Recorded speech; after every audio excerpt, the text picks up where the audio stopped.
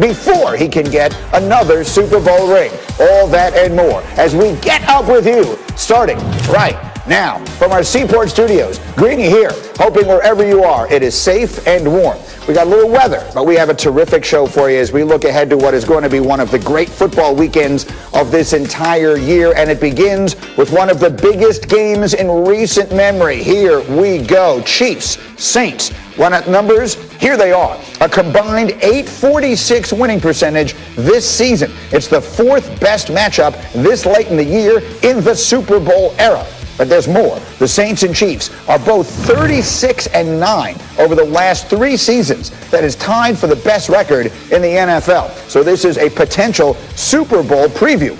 And to the question mark, Drew Brees. He has been designated to return to practice, but will he start? Sean Payton says Brees still has, quote, a ways to go as he recovers from 11 broken ribs and a punctured lung. We haven't ruled anything just because we don't have to.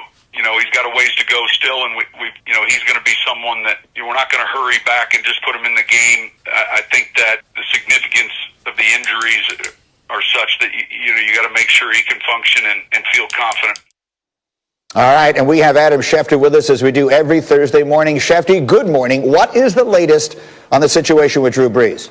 Well, good morning, Green. I think Sean Payton, the Saints head coach, said an awful lot there. The fact that he said that Drew Brees has a long ways to go, that he's not quite healthy yet, tells you that Taysom Hill is on track to start Sunday against the Kansas City Chiefs. The Saints did not want to bring back Brees until he's close to or at 100%. They did not want to bring him back until he's got close to full range of motion. Clearly, listening to Sean Payton there, it doesn't sound like he's close to 100% at this time, and it doesn't sound like he's got full range of motion. And if he doesn't have those two things, then it's going to be hard for them to put him into a spot where they believe he's compromised. And Taysom Hill has played pretty well. Did lose Sunday at Philadelphia, but before then had won 3 straight games. And so it sounds like it's tracking to be Taysom Hill versus Patrick Mahomes in this great late season matchup. Okay, so let me keep Schefter with us as well as we bring in the rest of our crew this morning and say hello to Dominique Foxworth and Louis Riddick, who are here. And let's just start at the very top, and then I want to work my way through some of the other decisions. But Louis, is it as simple as this? If the doctors clear Drew Brees, do you have any question about putting him back on the field? No, Greeny, because the doctors are the professionals, and they're the ones who are in charge of safeguarding Drew's health. And that's one of those situations where when you're talking about how information flows throughout an organization, when you're talking about player health, it has to be up to the medical staff to determine whether or not it's safe for a player to return to the field.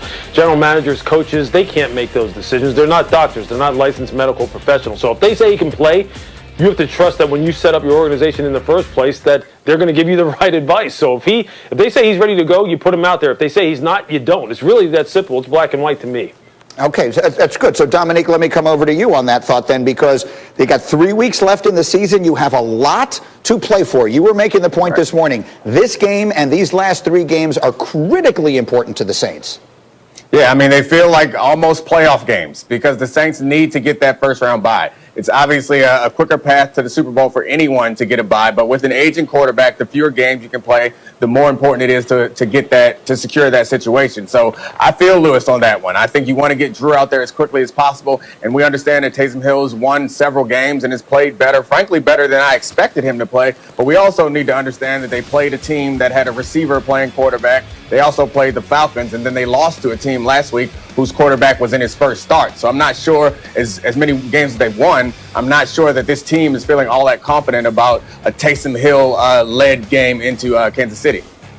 So there's 2 pieces of this I want to pick up on. Let's pick up on that one first. Schefter, we had a discussion here yesterday. Considering the offense they're going up against this weekend, do you know if there was any thought given, if there has been any thought given inside the organization to going with Jameis Winston this weekend, who, while obviously turnover prone, might give them the opportunity to be more explosive than Hill does?